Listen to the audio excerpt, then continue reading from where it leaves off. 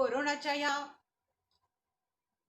सावटात किंवा या वावटळीत कितीतरी समूहांनी FB लाईव्ह कार्यक्रम सुरू केले आणि अनेक लेखक, कवी, अभ्यासकांना एक छान संधी दिली, व्यासपीठ दिले आणि बघ्यांना, वाचकांना, प्रेक्षकांना एक आशा निर्माण करून दिली आहे छान जगण्याची किंवा एकमेकांना भेटण्याची संधी निर्माण करून दिली आहे.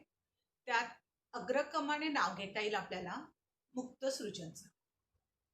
कारण मी आता ग्रुपवर बघितलं, अगदी छान बातम्या आल्या आहेत. 85 आज माझा 85वा कार्यक्रम आहे. कालपर्यंत 84 कार्यक्रम अगदी छान व्यवस्थित पार पडले आणि येणाऱ्या काळात 100,000 असे नक्कीच छान छान कार्यक्रम चा पल्ला गाठता येईल. आणि जरी मला वाटतं हे लॉकडाऊन उठलं तरी हा सुंदर उपक्रम चालू ठेवायला काहीच हरकत नाही, कारण त्यानिमित्ताने विचाराची देवाणघेवाण होते आणि एक छान माहोल तयार होतोय.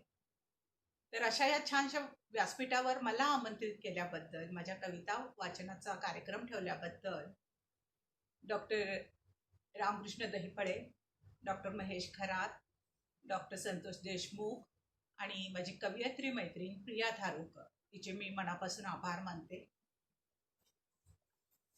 कविता माझी प्रिय सखी. मी कविता कशी लिहायला लागले? सॉरी, इतके वेळ मला नेहमीप्रमाणे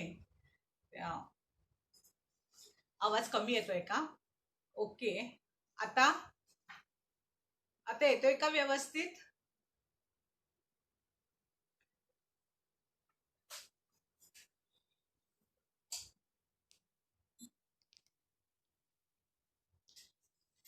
हॅलो, आता येतोय का आवाज व्यवस्थित?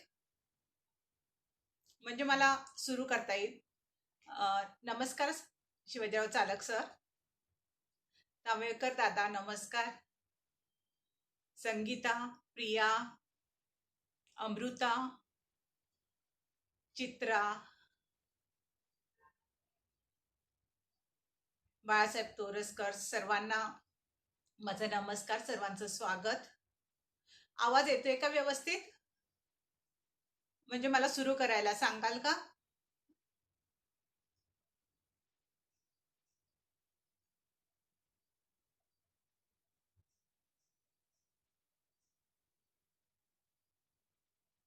ओके, ठीक आहे. तर मी कविता कशी लिहायला लागले, कविता माझी प्रिय सखी कशी झाले, या अनुषंगाने मी माझ्या कविता वाचन करणार आहे. वाचन माझी आवड, माझी सवय. वडिलांनी कळत नकळत मला वाचनाचे संस्कार दिले. आई वडील दोघंही वाचायचे, घरात भरपूर वाचायला. मासिक, वर्तमानपत्र, त्याच्यात धर्मयोग, मायापुरी, बाबुराव अर्नाळकरांची डिटेक्टिव्ह पुस्तकं, किशोर, चंपक, माधुरी, असे विविध वाचनाचे प्रकार मला वाचायला मिळाले. वाचनावर कुठलीच बंदी नव्हती, अगदी काकोडकर पण घरात यायचं आणि ते सुद्धा मी वाचत होते. तर हे वाचता वाचता मला आईच्या मी सतत मागे असायची, त्यामुळे मी बघायचे की अगदी किराणा दुकानाच्या मालाचा कागद असला ना, त्यावेळेस पुड्या होत्या ना, तर तो पण ती उलगडून वाचायची आणि ती हे करायची, काय म्हणतात त्याला, वाचल्याशिवाय कुठलाही कागद ती खाली ठेवायची नाही. ती सवय मला लागली आणि मी असंच कागद आणि कागद वाचायला लागली.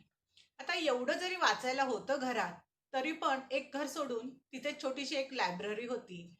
मला ती लायब्ररी सुद्धा लावून दिलेली होती. मी त्या लायब्ररीत जायची आणि अगदी आदाशासारखी तिथे पहिले पुस्तकं वाचायची आणि मग मला कंटाळा आला ना तिथे उभं राहून वाचण्याचा, की मग मी ते पुस्तक घरी घेऊन यायची.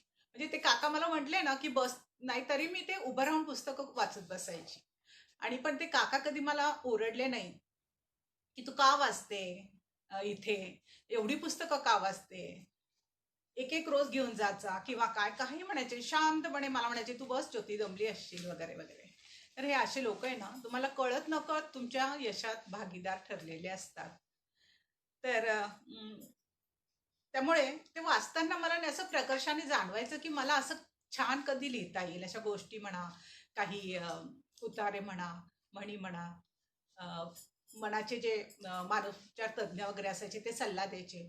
तर मला नेहमी वाटायचं मला असं लिहिता यायला पाहिजे. आणि मी वाचलं होतं की डायरी लिहिणं चांगलं असतं. त्यामुळे मी ते माझ्या मनाची आंदोलनं हळूहळू डायरीत लिहायला सुरुवात केली होती. आणि मग अशा आंतरिक अ, इच्छेतनं मी व्यक्त होऊ लागली, बोलू लागली, लिहू लागली. आणि मला वाटतं सुरवंट ते फुलपाखरू हा प्रवास कधी सोपा नसतो आणि कवींचंही तसंच असतं काहीसं. एक कविता घेते. कवितेचं शीर्षक आहे जाणीव नेणीव. तसं सारं काही आलबेल, तसं सारं काही आलबेल तिला जाणवत होतं. लोकांच्या नजरेतूनही सारं काही सुरळीत चालू होतं. पण कुणास ठाऊक पण कुणास ठाऊक तिच्या मनात रुजू लागली एक अस्वस्थता. तिच्या हाती देऊन एक दिवा आता तिची प्रत्येक जाणीव नेणीव तिला बोचते, अस्वस्थ करते. तिला कळत नाही नेमकं तिला कळत नाही नेमकं काय चाललंय हे. भास आभास की कवितेच्या कळा, भास आभास की कवितेच्या कळा. लहानपणापासूनच बोलण्यापेक्षा वाचन जास्त प्रिय होतं. आजही मी बरीचशी तशीच आहे. तर हां, मी काय डायरी लिहायची ती कोणाला दाखवत नव्हते. आई विचारायची अधूनमधून की काय लिहितेस ग. पण मी मात्र कधीच कोणाला सांगायची नाही. ते सिक्रेट डायरी सारखं आपलं ठेवायची. होता करता ग्रॅज्युएटच्या शेवटच्या वर्षी माझं लग्न ठरलं. लग्नाला जेव्हा हे मला बघायला आलेले तेव्हा विचारला, आमचं घर बघून या. तर मी उत्तर दिलेलं की वडिलांनी घर बघितलेलं आहे, मला काही प्रॉब्लेम नाही. पण दुसऱ्या दिवशी ते परत आले आणि परत तोच प्रश्न विचारला. मग माझ्या लक्षात आलं की रे हो, यांचं घर म्हणजे भावी पतीचं घर जे आहे ते चाळीतलं घर आहे. सिन्नरला खेडेगावात ते राहतात. 2 रूमचं ते भाड्याचं घर आहे आणि वडिलांचं नेमकं 2 मजलीचं एक वाडा होता. आणि हा फरक त्यांना जाणवला असेल. तर मी म्हटलं की नाही, प्रॉब्लेम नाहीये मला. तर मग लग्न ठरलं. लग्न ठरल्यानंतर मी याला आले. काय म्हणतात त्याला, लग्न ठरल्यानंतर हां, त्यांनी मला पत्र पाठवलं. आता पत्र आलं असं प्रेमपत्र वाटतं ना, म्हणजे पहिलंच वगैरे. असं उत्सुकतेने मी खोललं तर काय, त्याच्यात परत तोच प्रश्न, घर बघून या. मग मात्र मला म्हटलं की यांना ना काहीतरी कसं पटवून द्यावं हे मला समजत नाही. मग असंच मला सुचलं काहीतरी. मी ते लिहिलं. ते लिहिलं पत्र आणि त्यांना पत्र पोस्ट केलं. पण मग मला वाटलं की अरे, आपण हे लिहिलंय ते कविताच आहे, म्हणजे काव्यात्मक उत्तर द्यायचं होतं. ती कविताच झाली होती. भले 4 ओळीची असली तरी. तर मी त्यांना ते पाठवलं. मग म्हटलं अरे, जर यांना आवडलं तर ते घरी दाखवतील त्यांच्या आणि आपल्याच घरी माहिती नाही. मग हे चांगलं दिसत नाही. म्हणून मग मी आईला ती बिदबीत कविता दाखवली की आई मी असं असं, म्हणजे चक्क पत्रच दाखवलं होतं सगळं. की आई हे बघ मी असं पत्र लिहिलंय. तर छान लिहिलं म्हणाले. त्यांनाही ते आवडलं. आणि मग तेव्हा त्यांच्या मनाची, मग त्याच्यानंतर त्यांनी परत हा प्रश्न मला कधीच विचारला नाही आणि त्यांचं मन शांत झालं असावं. आता तुम्हाला नक्कीच उत्सुकता असेल, मी ती कविता वाचून दाखवते. तुला आमचं घर आवडतं का? तुला आमचं घर आवडेल का? घराचा काही प्रश्न नाही. घराचा काही प्रश्न नाही. तुला मी तर आवडली आहे ना? तसं असेल तर प्रश्नच नाही. तसं असेल तर प्रश्नच नाही.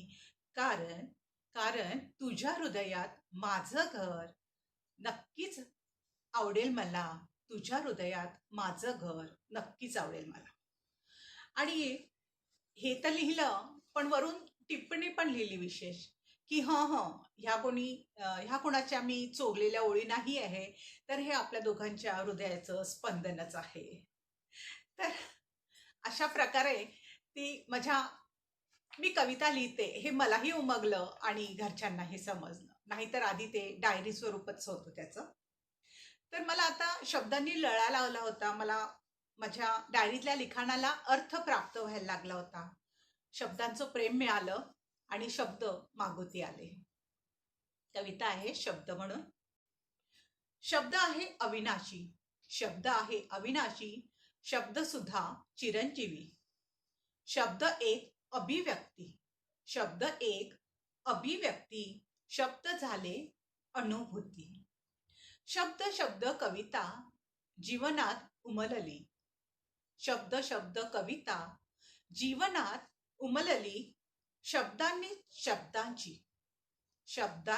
शब्दांची अक्षरज्योत प्रज्वलित केली, अक्षरज्योत प्रज्वलित केली. हळूहळू जाणवायला लागलं की ही जी काही लिखाणाची दैवी देणगी मिळाली आहे आपल्याला, ती जपायला हवी. जर आपण दुर्लक्ष केलं तर होणार काहीच नव्हतं, नुकसान माझंच होणार होतं. त्यामुळे ही जी लिखाणाची देवी देणगी मिळाली ती जपायची कशी, तर ती पुस्तकं वाचले पाहिजे अजून त्या त्या अनुषंगाने, किंवा काय करायला पाहिजे, कसं लिहायचं, काय लिहायचं, हे सगळं मला समजलं. ते माझी कवयित्री मैत्रीण संगीता आरबुने, अनुराधा नेरुळकर, कुसमाकर मासिकाचे संपादक श्याम पेंडारी आणि गझलकार सदानंद डबीर यांच्यामुळे. हे सगळे मला सतत मार्गदर्शन करायचे, मी त्यांना विचारायचे अर्थात, आणि त्यामुळेच ते मार्गदर्शन करत होते. बरेच मान्यवर भेटले, आता प्रत्येकाचं नाव घेणं शक्य होत नाही, पण मग ह्या सर्वांचं मार्गदर्शन मिळून माझ्या जाणीवाच्या नेणीवाच्या कक्षा रुंदावत गेल्या. आणि मग इतरांच्या कविता वाचूनही मला कविता कशी लिहावी कशी नाही लिहावी हे थोडं थोडं समजत गेलं. आणि मग मला कविता कलाकृती आहे असं वाटू लागलं.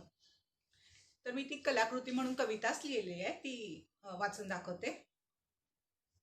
कविता जरी असली शब्दांचा खेळ, कविता जरी असली शब्दांचा खेळ, तरी जमायला हवा योग्य तो मेळ. मग ती मुक्तछंद असो वा गेय, मग ती मुक्तछंद असो वा गेय, वाचताना जाणवायला हवी एक लय. कल्पनानी भावना जुळून येतात सार्थ, हृदयाला भिडणारा असतो भावार्थ. चिंतन आणि मननाची ती एक आकृती, जीवनाचेच प्रतिबिंब असते, ती एक कलाकृती. तर कविता लिहिताना वाचताना मला जाणवत राहिलं की आपण आपल्या कविता ह्या नेहमी आपल्या आनंदासाठी, आपल्या उत्कट अभिव्यक्तीसाठी अगदी प्रामाणिकपणे लिहायला हव्या. मग ती अभिव्यक्ती कशी असो, ती सुखाची असो, दुःखाची असो, प्रेमाची असो, सामाजिक असो, कविता माझ्यासाठी भावना व्यक्त करण्याचं एक माध्यम आहे. आणि मनाला जे जे काही स्पर्शून जातं त्याला वाट देण्याचं, मन मोकळं करण्याचं, मन मुक्त करण्याचं साधन आहे. मग ती संवेदना माझीच असली पाहिजे असं काही नसतं, ती दुसऱ्या कोणाचीही असो, पण मात्र कविता होताना ती संवेदना आपण जपतो आणि मग आपल्यातनं एक सुंदर कविता बाहेर येते. आणि खरं महत्व आहे ती संवेदना जपण्याला आणि ती संवेदना व्यक्त करण्याला. एक कविता घेते, पानो पाणी. तिची कविता तिच्या नकळत मानवाच्या सुखदुःखात रमते फुलते. तिची नाळ वेदनेशीच पटकन जुळते. उमटत राहतात तेच पडसाद, होऊन मग हृदयगाणी. तिच्या कवितेत पानोपाणी, तिच्या कवितेत पानोपाणी.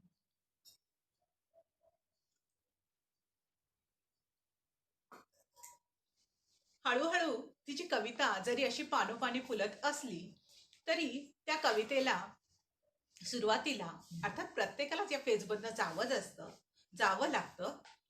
नवोदित कविता असा सन्मान मिळतोच. कवितेचं जग, व्यासपीठ तुम्हाला खुणावत राहतं, कविता लिहायला भाग पाडत असतं. माझी कवीचे आणि कवयित्रीचेही जग ही कविता आता मी तुमच्या पुढे सादर करते. नवोदित कवीचेही एक वेगळेच जग असतं.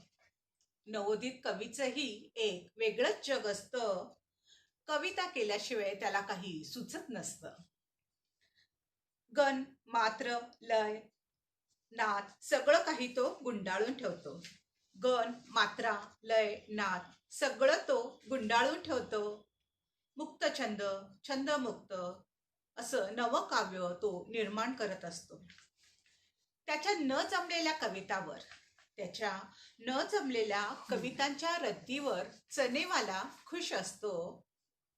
तर सर्व पेपर वाचण्याच्या सवयीमुळे पेपरवाला त्याला ओळखत असतो. निरनिराळ्या संपादकाकडे तो आपल्या कविता पाठवत असतो. निरनिराळ्या संपादकाकडे तो आपल्या कविता पाठवत असतो आणि त्याच्या साभार परत पत्रांमुळे पोस्टमनही त्याला ओळखत असतो. प्रत्येक काव्य वाचनाला तो आवर्जून हजेरी लावतो. प्रत्येक काव्य वाचनाला तो आवर्जून हजेरी लावतो. आपली कविता वाचून झाल्यावर मात्र लगेचच तो निघून जात असतो. आपली कविता वाचून झाल्यावर मात्र लगेचच तो निघून जात असतो. टीका, खिल्ली, कोपरकळ्या, टीका, खिल्ली, कोपरकळ्या हसत हसत तो स्वीकारत असतो. माझे पण दिवस येतील, माझे पण दिवस येतील अशी कविता तल्लीनतेने तो म्हणत असतो. अशी कविता तल्लीनतेने तो म्हणत असतो. ही कविता म्हणताना ते सगळे नवोदिताचे दिवस आठवले आणि अगदी हसू येतं. खरंच कसे दिवस असतात ना ते. पण ह्या दिवसाच्या पायावरच माणूस पुढे भक्कम उभा राहतो हे निश्चित. तर आपली तल्लीनता, आपलं हे वाचन प्रेम, काव्य प्रेम हेच तर कविता लिहिण्याची पहिली पायरी असते.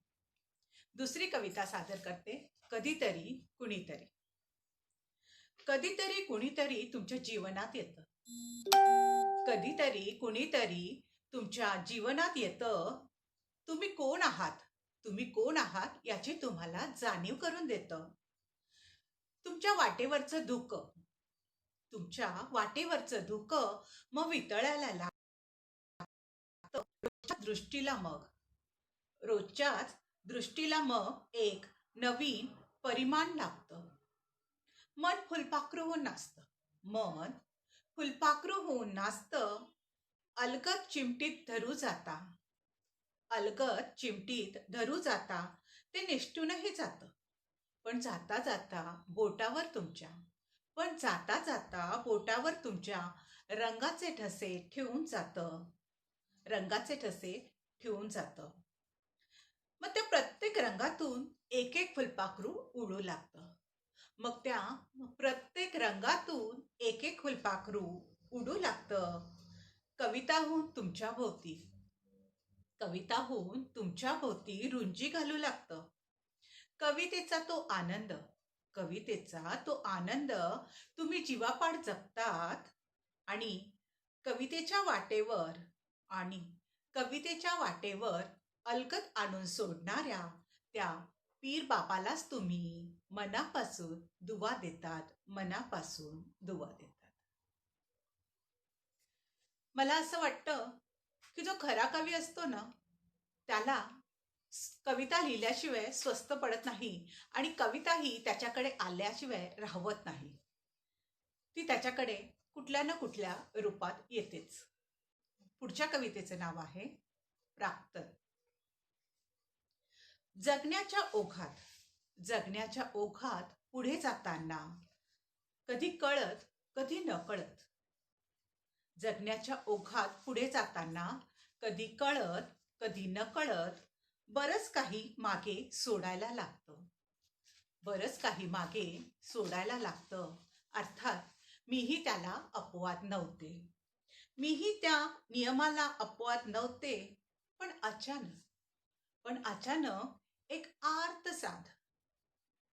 अचानक एक आर्तसाद माझ्या कानी आली आणि आठवणीचं मोहळ बघता बघता माझ्यातच सामावून गेलं आणि सामावून जावं लागलं मला आणि सामोरं जावं लागलं मला बाळांत वेण्याला, प्रसव वेदनेला.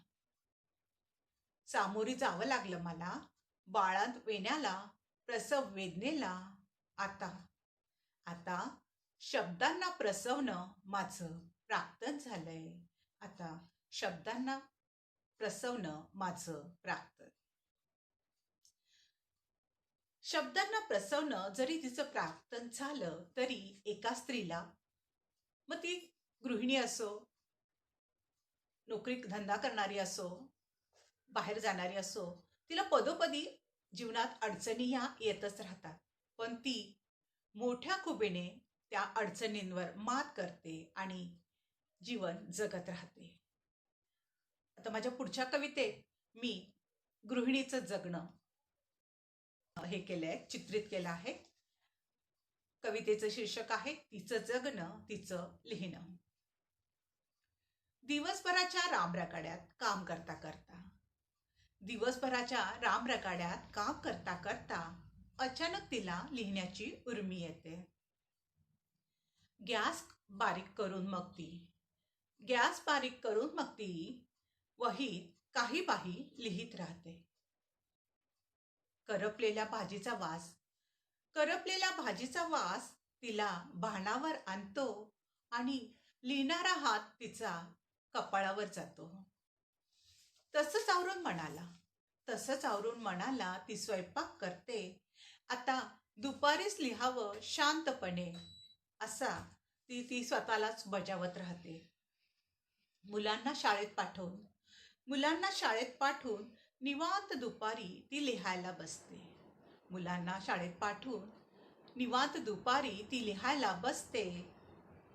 पण आता मात्र तिची लेखणीच तिच्यावर रुसलेली असते. मग कंटाळून ती बदलत राहते टीव्हीचा चॅनल.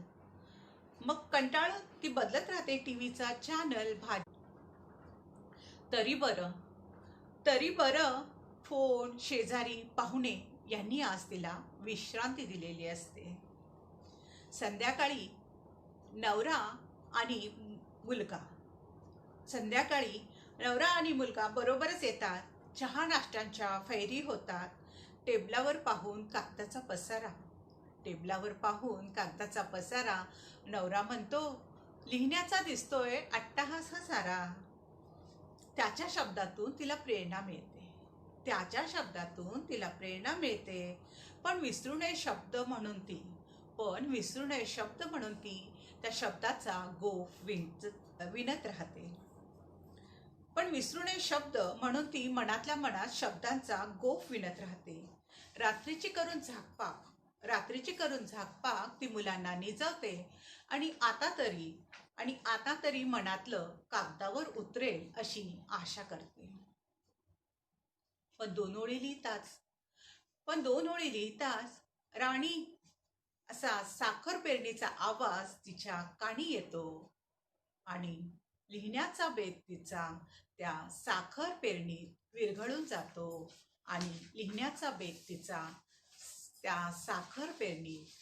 जातो. आज आपल्याला सर्वांनाच कुठल्या ना कुठल्या तणावपूर्ण जीवनाला सामोरी जावं लागतं. जीवन जगताना या साऱ्या गोष्टी गौण मानल्या तरीही तसं होत नाही. आपण कुठली ना कुठली चिंता करत राहतो, कुठल्या तरी व्यापात अडकतो, टेन्शन्स घेतो, माणूस खचतो या सगळ्या गोष्टींनी. आताही बघा ना, हे लॉकडाऊन आहे तर आपण खचलोच की खरं, घाबरलो, पण त्याच्यात अर्थात आपण मार्ग काढला. आपल्याला हे असे समूह आहे, आम्ही मनमुक्त आहे, मुक्त सृजन आहे, तर ते याच्यातनं आपल्याला FB लाईव्हमुळे खूप छान करमणुकीचे किंवा माहितीपूर्व असे व्हिडिओ बघायला मिळतात आहे. आणि ते आपण बघितले पाहिजे, आपलं मन कुठेतरी रमवलं पाहिजे. तर असा जो माणूस खचतो ना, तो कुठला तरी आधार शोधत असतो. त्याला कधी घरात आधार मिळतो, खरं मिळायला हवा, पण कधी मिळतो कधी नाही मिळत. मग त्यांनी आपल्या मित्रमैत्रिणीत, अर्थात ते मित्रमैत्रीण चांगले हवी ही अट आहेच, तर मित्रमैत्रिणीत आधार शोधला पाहिजे किंवा निदान स्वतः तरी आधार झाला पाहिजे. एक ऐकणारा कान कोणी असला ना तर आपलं जीवन आहे ना खूप सुखकारक होऊन जातं. तर आपली मित्रमैत्रीण जी असते ती बऱ्याचदा आपली असा ऐकणारा कान असते. तर मी त्याच धर्तीची एक कविता ऐकवते, मोकळं आभाळ.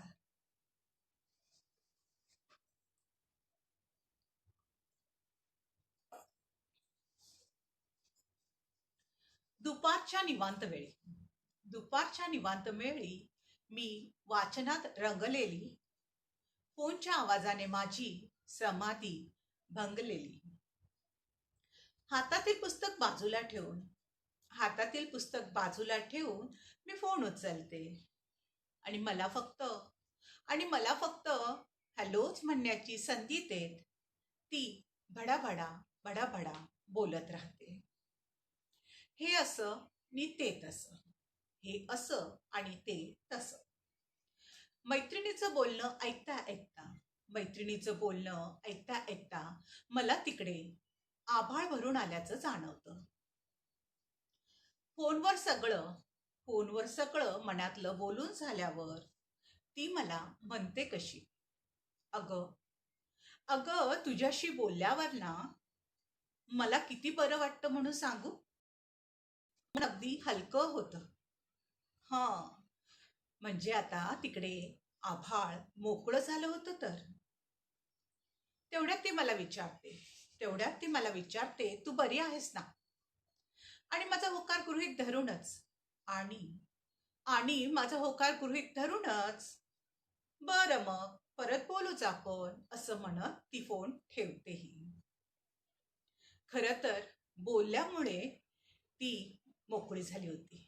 खरं तर बोलल्यामुळे ती मोकळी झाली होती. मी फक्त निमित्त मात्र होती. प्रत्येकाच्या बोलण्याच्या, प्रत्येकाच्या मोकळं होण्याच्या तऱ्हा अगदी वेगवेगळ्या. कुणी बोलून मोकळं होतं तर कुणी ऐकून, कुणी मोकळं होतं तर कुणी ऐकून. पण जीवनाचा आनंद घेण्यासाठी, जगण्याचा आनंद घेण्यासाठी मन मोकळं होणं अगदी गरजेचं आहे. प्रत्येकाचं आभाळ मोकळं होणं अगदी गरजेचं आहे, अगदी गरजेचं आहे. तेव्हा प्रत्येकाने आपली सपोर्ट सिस्टीम, आपलं जिवलग ओळखून त्याच्या संपर्कात राहावं. विशेषतः अडीअडचणीच्या काळातच खरी मैत्री आपल्याला समजून जाते आणि खरी मैत्रीच आपल्या बरोबर उभी राहते. माणसाने ना, मला असं वाटतं, माणसाने आपलं जीवन एक झाडासारखं बनवावं. त्याच्या सावलीत जो कोणी येईल ना तो शांत होऊन जाईल. त्याच प्रकारची एक कविता ऐकवते. जे होतं ते चांगल्यासाठी, जे होतं ते चांगल्यासाठी, जे झालं तेही चांगल्यासाठी. मनात काही ठेवू नका, मनात काही ठेवू नका, नशिबाला बोल लावू नका. मनात काही ठेवू नका, नशिबाला बोल लावू नका. आपणच केलेल्या असतात चुका, आपणच केलेल्या असतात चुका, आपणच त्या निस्तरायच्या. आणि अपेक्षाच्या ओझ्याला आता आपणच रामराम ठोकायचा. अपेक्षांना ओझ्याला आता आपणच रामराम ठोकायचा. आनंदाचं फुलझाड, आनंदाचं फुलझाड आपणच आपल्या अंगणात लावायचं. येणाऱ्या प्रत्येक दिवशी आपलं आपणच दरवळायचं. येणाऱ्या प्रत्येक दिवशी आपलं आपणच दरवळायचं. दुसरी कविता वाचते. काही बाही. झाड काही एका दिवसात उगवत नाही, झाड काही एका दिवसात उगवत नाही. त्यासाठी करावी लागते मोठी तपश्चर्या. मखमली मातीच्या कुशीत बीज ठेवावं लागतं, मखमली मातीच्या कुशीत बीज ठेवावं लागतं. हळूवार पाण्याची शिंपण करून कधी बीज अंकुरेल लक्ष ठेवावं लागतं. मग अलगद तरारून येतात अंकुर, मग अलगद तरारून येतात अंकुर आणि फुटू लागते कोवळी पालवी. अलगद तरारून येतात अंकुर आणि फुटू लागते कोवळी पालवी. उत्सुकतेने हे सुंदर जग बघण्यासाठी, उत्सुकतेने हे सुंदर जग बघण्यासाठी. जेवढं ते रोप आकाशाकडे झेपावतं, तेवढी त्या रोपाची पाळंमुळं तेवढीच त्या रोपाची पाळंमुळं जमिनीवर खोलवर रुजत जातात आणि तेवढंच ते रोप आकाशाकडेही झेपावत जातं. मग वेळ येते ते झाडाच्या मग वेळ येते ते झाडाच्या वेड्या वाकड्या फांद्या कापण्याची आणि आणि झाडाला कीड लागू नये म्हणून दवादारू करण्याची. तेव्हा ते फुललेलं झाड तेव्हा ते फुललेलं झाड बघून मन कसं भरून जातं. अगदी असंच काही अगदी असंच काही बाही मला कविता लिहून झाल्यावर वाटतं. अगदी असंच काही बाही मला कविता लिहून झाल्यावर वाटतं. कविता एक आनंदाचा आल्हाददायी झरा आहे आणि असतो आणि असायला हवा. कवीला सतत कविता दिसते आणि तो कागदावर उतरवतच असतो. आता श्रावण महिना आहे, पाऊस येतोच आहे रिमझिम झिमझिम. तर या पावसाने जग सगळं शेतीवाडी आबादानी होतो. तर तीच एक आबादानी कवितेची. मला पाऊस आवडतो मला मला पाऊस आवडतो म्हणून तो पाऊसून येतो. सरीवर सरीने सरीवर सरीने त्याच्या मला चिंब पिचवतो. रोमांचित माझी काया रोमांचित माझी काया मनमुराद मी भिजते. रोमांचित माझी काया मनमुराद मी भिजते. शिरशिरी गोडती देह फुलावर उमलते. हळुवार स्पर्शाने त्याच्या तृप्त होऊन हसते. सृजनाचा अंकुर तना मनात रुजविते. आणि आणि अवतीभोवती आबादानी राहावी म्हणून अलगद अलगद त्या पावसालाच ती कवितेत उतरवत राहते. अलगद कवितेत उतरवत राहते.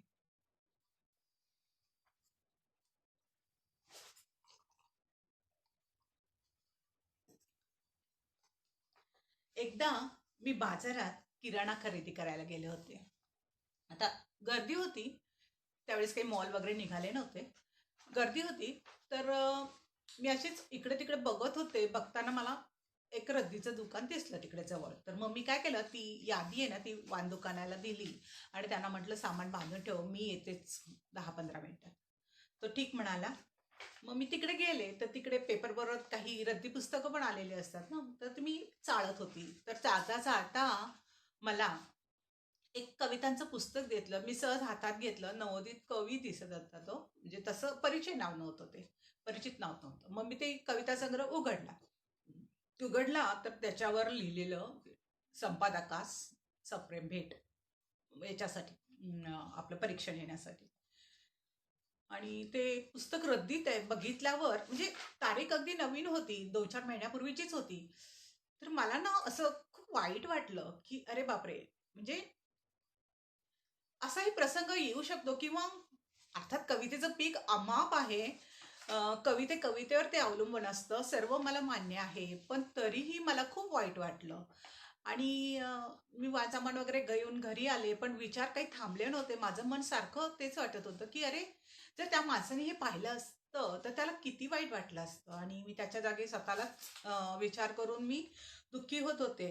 पण कवी काहीतरी मार्ग काढतोच. तर ती घटना माझ्यासाठी कविता घेऊन आली आणि मी विचारात पडले होते. त्यामुळे विचारांती मला असं काहीतरी सुचलं आणि मी कुठला निर्णय घेतलाय ते तुम्ही आता माझ्या कवितेत ऐका. कवितेचं नाव आहे ठिकऱ्या. आणि ही कविता ना सकाळ सप्तरंगमध्ये आली होती. तुम्हाला तर माहितीच आहे, सकाळ सप्तरंगमध्ये कविता आली की तिथे फोन नंबर असतो. त्यामुळे एवढे फोन, एवढे SMS. अगदी महिन्यापूर्वी सुद्धा मला फोन आलेला, मॅडम तुमची कविता वाचली. मी म्हटलं आता रिसेंट कुठलीच कविता आली नाही आपली सकाळमध्ये. तर म्हणे ठिकऱ्या. म्हटलं कुठली? ठिकऱ्या का? तर म्हणे हो. म्हणजे रसिक कशा कविता जपून ठेवतात म्हणा किंवा त्यांनाही कुठे सापडत असेल माहिती नाही. पण जर लोकांना कविता आवडली तर ते आवर्जून स्पेशली गावाकडचे लोक आवर्जून आपल्याला कळवतात. असंच अनुभव मला किशोर मासिकासाठी सुद्धा येतो की त्यांचे पण अ, वाचक खूप आहे आणि आता ते कल्पक संपादक जे आहेत किरण केंद्रे त्यांनी तर ते ऑनलाईन ओपन केलंय. त्यामुळे बरेच वाचक वाचत असतात किशोर आणि मग त्याच्या खालीही फोन नंबर असतो, ते आपल्याला आवर्जून फोन करतात. अ, त्यामुळे आता मी माझी कविता ऐकवते प्रथम, नंतर बोलूया. आताशा मी टाळतेच, आताशा मी टाळतेच माझं पुस्तक कुणाला भेट म्हणून देण्याला. आताशा मी टाळतेच माझं पुस्तक कुणाला भेट म्हणून देताना त्यावर त्या व्यक्तीचं नाव लिहिण्याचं. बऱ्याचदा अशी भेट म्हणून मिळालेली पुस्तकं बऱ्याचदा अशी भेट म्हणून मिळालेली पुस्तकं कोणी वाचतं कोणी नाही. आणि काळाच्या ओघात ती पुस्तकं सापडतात रद्दीच्या दुकानात. आणि काळाच्या ओघात ती पुस्तकं सापडतात रद्दीच्या दुकानात. ठिकऱ्या ठिकऱ्या होतात तेव्हा मनाच्या माझ्या. ठिकऱ्या ठिकऱ्या होतात तेव्हा मनाच्या माझ्या. आणि म्हणूनच आताशा भेट देताना पुस्तकांवर मी नाव लिहित नाही कुणाचेही. फक्त फक्त बरोबरच्या पत्रात लिहिते, मी हे भेट म्हणून दिलेलं पुस्तक मी हे भेट म्हणून दिलेलं पुस्तक आपणही भेट म्हणून द्यावं आपलं वाचून झाल्यावर. मी हे भेट म्हणून दिलेलं पुस्तक आपणही भेट म्हणून द्यावं आपलं वाचून झाल्यावर. अर्थात त्यावर कुणाचेही नाव न टाकता. नाहीतर सापडेल आपल्यालाही काळाच्या ओघात नाहीतर सापडेल आपल्यालाही काळाच्या ओघात ते पुस्तक रद्दीच्या दुकानात. आणि ठिकऱ्या ठिकऱ्या होतील आणि ठिकऱ्या ठिकऱ्या होतील आपल्या मनाच्याही माझ्या मनासारख्या. बरेचदा मी पुस्तक द्यायची ना, तर मग लोक विचारायचे तुम्ही नाव का नाही टाकलं. तर मी फक्त हसायचे, मग तुमची सही तरी द्या असं म्हटल्यावर ते मला खरं द्यावी लागायची. पण मग ते नंतर मला फोन करून कळवायचे की तुम्ही आम्हाला का नाव टाकून देत नव्हता हे आम्हाला समजलं आणि आम्हाला ही कल्पना खरंच खूप आवडली, आम्ही नक्की असं करू. तर एक काहीतरी त्याच्यातनं मार्ग निघाला याचा आनंदच आहे. दुसरी कविता वाचते, रुद्र अवतार. लहानपणी लहानपणी वादळ विजांना घाबरणारी आणि अगदी आतल्या खोलीत आजीच्या कुशीत दडून बसलेली ती घराबाहेर पडली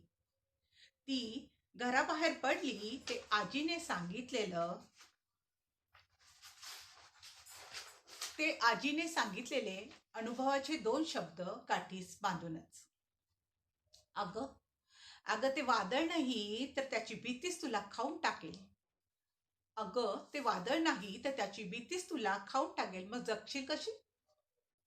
पावलोपावली अशा कितीतरी लढाया लढायला लागतात बाईच्या जातीला.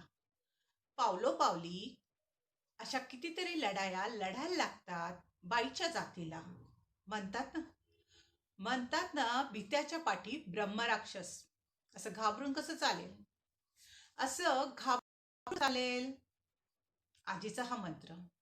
आजीचा हा मंत्र तिला आजही कामी येतोय. कारण कारण कळत नकळत रोजच एक एक वादळ तिला सामोरी येते.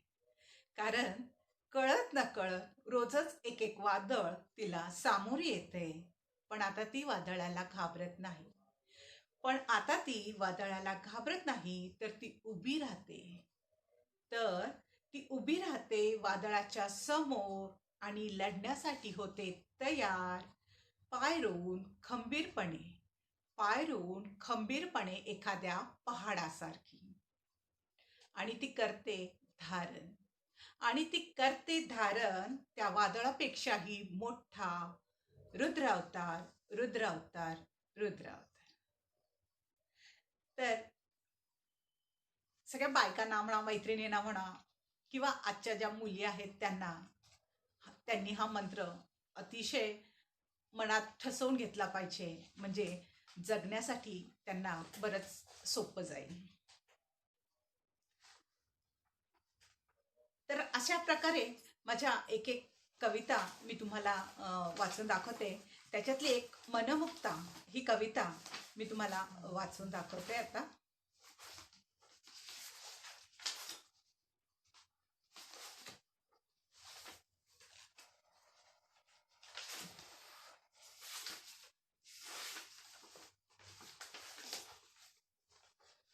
ती घेऊन जगत असते. ती घेऊन जगत असते आपल्या तना मनावर. ती घेऊन जगत असते आपल्या तना मनावर पूर्वापार चालत आलेल्या संस्काराचं ओझं अगदी आनंदाने. ती घेऊन जगत असते आपल्या तना मनावर पूर्वापार चालत आलेल्या आपल्या संस्काराचं ओझं अगदी आनंदाने. पण मग असा एक क्षण येऊन जातो. पण मग असा एक क्षण येऊन जातो, तिला आत्मभान देऊन जातो. आणि तिला जाणवतं की या परंपरेच्या काही रुमझुम त्या पैंजणानेच आणि तिला जाणवतं की या परंपरेच्या काही रुमझुम त्याच जड पैंजणानेच तर तिला बांधून ठेवलं होतं अगदी काल परवापर्यंत. ते बंधन लगेचच तुटणं तर शक्य नव्हतं. पण तरीही ती आता स्वतःचा विचार करू लागली आहे, उंबरठ्या बाहेर पडू लागली आहे. कारण कारण मनाला जेव्हा जाग येते तेव्हा आणि तेव्हाच प्रकाशाचा साक्षात्कार होतो. आणि खऱ्या अर्थाने मनमुक्ता होत तिचा प्रवास सुरू होतो डोळसपणे. डोळसपणे. तर रसिको हो, आता ही माझ्यासाठी कविता मी तुम्हाला आधी सांगितलंच होतं की मनाचा झालेला संवाद आहे. हा संवाद नेहमी महत्वाचा असतो आणि हा संवाद आपण चालू ठेवायला हवा. आपण ज्याच्याशी संवाद करतो ना, किंवा आपला संवाद होतो, तो बऱ्याचदा आपल्याला प्रिय असतो. आणि साहित्य क्षेत्रातली माझी पहिली जीवाभावाची मैत्री आणि कविता मला एकाच वेळेस भेटली. थोड्याफार फरकाने एकाच वेळी कवितेची प्रसिद्धी आणि कवयित्री संगीता अरबुने मैत्रीण सखी म्हणून माझ्या जीवनात आली. आम्ही खूप बोलायचो, गप्पा मारायचो कवितेबद्दल. अर्थात कविता ती खूप हुशार आहे माझी मैत्रीण, त्याच्याबद्दल परत कधीतरी. पण कविता तिने माझी सुधरवली एवढं नक्की. आणि त्यामुळेच ती कविता संगीता प्रिय सखी. आता ही माझी समरोपाची कविता आहे, पण त्याआधी मुक्तर सुजनचे मी मनापासून आभार मानते की त्यांनी मला या सुंदरशा व्यासपीठावर कविता वाचनाची संधी दिली. आणि एक छानसा माहोल तयार झाला. छानसे मला नवीन रसिक भेटले. बरेच जण लोक आलेले आहेत. मुंडे आहे, संगीता तर आहेच. या सगळ्यांना खूप खूप धन्यवाद. गौरीताई आहे. समारोपाची कविता म्हणते आणि आपला निरोप घेते. परत भेटणारच आहोत आपण. प्रिय सखी, मला कधी वाटलंच नव्हतं जीवनाच्या एखाद्या वळणावर तू मला उचित भेटशील. मला कधीच वाटलं नव्हतं जीवनाच्या एखाद्या वळणावर तू मला अवचित भेटशील आणि स्वप्नांना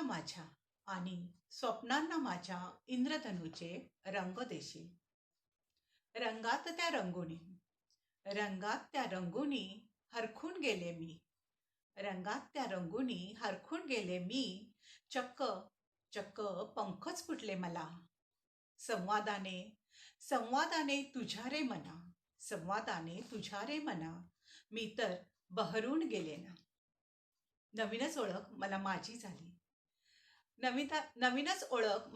झाली. कविता माझी प्रिय सखी झाली. आपल्या सगळ्यांना आपली स्वतःची ओळख मिळत राहो आणि त्यातून आपण सगळे फुलत राहो, ह्या सदिच्छा. मनपूर्वक धन्यवाद. थँक्यू. भेटूया परत.